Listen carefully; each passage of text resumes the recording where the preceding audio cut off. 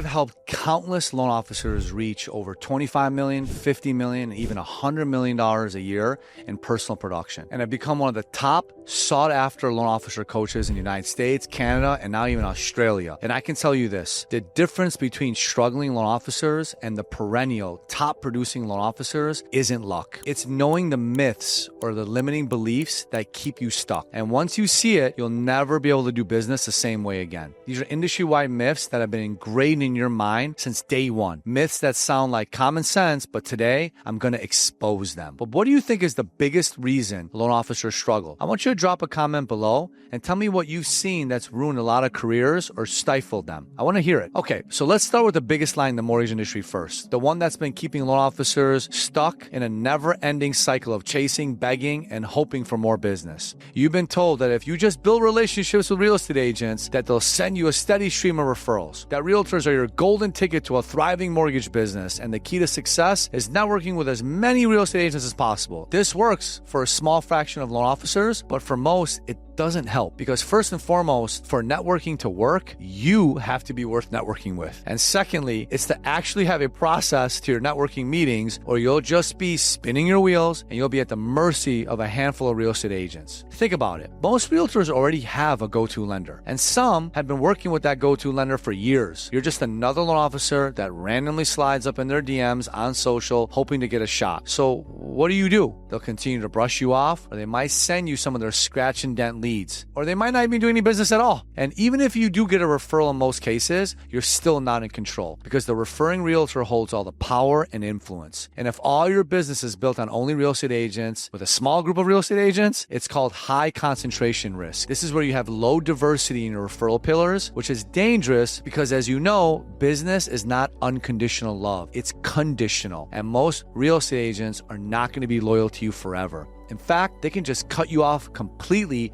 because someone else offered them a better service, a little better rate, a little better financial collaboration, or you just didn't do the perfect job. So you have to move smarter and wider. Not all the top 1% of loan officers chase only real estate agents. They don't just sit around waiting for someone to hand them a deal. They also source their own leads. They create systems that bring in home buyers and homeowners directly, so real estate agents can start chasing them. And that brings us to the next myth, because if you just think posting on social media is enough to get leads, you're about to get a wake-up call. There's the idea floating around that if you just post enough content, deals will magically start rolling in. All you need to do is throw up some mortgage tips and a few did you know posts and maybe a selfie in front of a closed deal, and boom, leads start flooding your inbox. That's not how this works, and you're going to be discouraged. Most loan officers treat social media like a billboard. They hope that if they post enough times, someone will just reach out and say, hey, I saw your Instagram post about mortgage rates. Please take my money. But that never happens that way, because likes don't equal leads, views don't equal clients, and you can't take engagement to the bank. The real reason social media works for some top producers isn't because they're posting more. It's because they're leveraging their content to start real conversations. They know that the content simply doesn't just close deals. It's the conversations that happen because of that content. So while most LOs are busy throwing up random content at the wall, hoping something sticks, the few top 1% are playing a different game. They're using their posts to spark engagement with their audience, and then immediately moving those people into the DMs, into real conversations, onto phone calls that actually turn into business. Posting on social media is just step one. It gets people to notice you. If you're not actively engaging, reaching out, commenting back, or sliding in DMs and actually starting conversations, you're just wasting your time. Because the loan officer who sends 10 personalized messages to people who liked their posts is going to close more business than the one who gets 1,000 likes and does nothing with it. So stop thinking content alone is enough. It's not about how much you post. It's about how well you turn those posts into real connections. And if you think that means you should just start cold calling 40 realtors on any given Monday to get business, I've got some bad news for you. The old school gurus that still push this strategy like it's 1992 will tell you, make 100 dials a day, smile and dial, the fortune's in the follow-up. Now look, there was a time when cold calling worked, back when people actually answered their phones. But today, if you're relying exclusively on cold calls, you're playing a losing game. Home buyers and real estate agents, they don't want to be sold by a stranger out of the blue on the phone. They're getting tired of getting these calls from desperate loan officers with no real value add.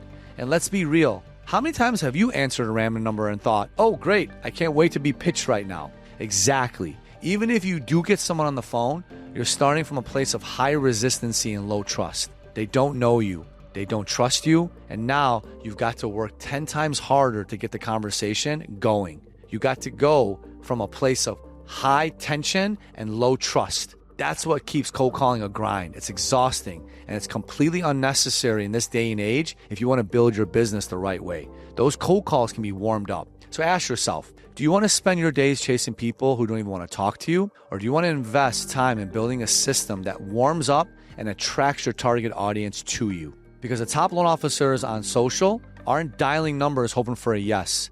They're putting themselves in a position where people come to them ready to do business. The loan officers who position themselves this way are closing more deals without ever making a cold call. Because by the time a lead or a prospect reaches out to them, they already feel like they know that loan officer. They trust them. They want to work with them. And this also explains why being the best loan officer is just not enough anymore. You might think that if you just become the best at what you do, you'll automatically win. But this might be the biggest lie of them all. Because the best loan officer doesn't always win. The best known loan officer does. And we're just getting started. If any of these myths sound familiar, you're already ahead of 90% of the LOs who are stuck believing them. So if you're serious about breaking through and building a mortgage business that actually works in this modern day and age, I want you to tap the subscribe button below right now. I want to make sure you never fall for bad advice again. You probably even know loan officers who aren't nearly as good as you, yet they're closing more loans than you, making more money and running circles around the rest of the competition. Why? Because they figured out something most loan officers never do.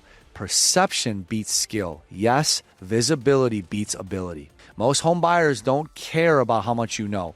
They don't care about your deep understanding of mortgage guidelines. They care about who they trust. And in today's world, the loan officer who's everywhere, on social media, in their inbox, in their local market, consistently showing up when information properly communicated is the one who wins. I want to be careful. Your ability to do mortgage loans is important. But if you can sprinkle in your ability to be seen and let more people know about your ability, you're going to absolutely kill it. So if you're spending all your time perfecting your craft, but not promoting yourself, you're going to be the most skilled loan officer that few people know about. And that means you'll keep watching less talented, less experienced loan officers pull in more deals while you struggle to hit your potential. Top producers don't waste time proving they're the smartest in the room. They focus on being seen, known, and building trust at scale and positioning themselves as the go-to expert before the client even needs a loan. So most LOs will hear this and keep doing the same thing. Chasing realtors, posting content that doesn't convert, cold calling until their throats are dry, and hoping this year will be different. But not the top 1%.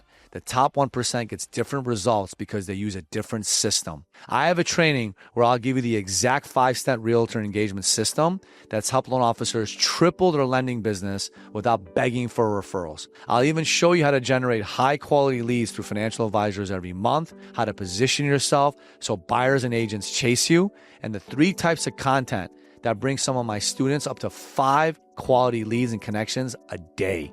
And the best part is that this 4-hour training is 100% free. Just tap the link below, gain access to all this training, and start winning. Start running your mortgage business like a top producer. And never chase deals at the level you are. Let's get to work.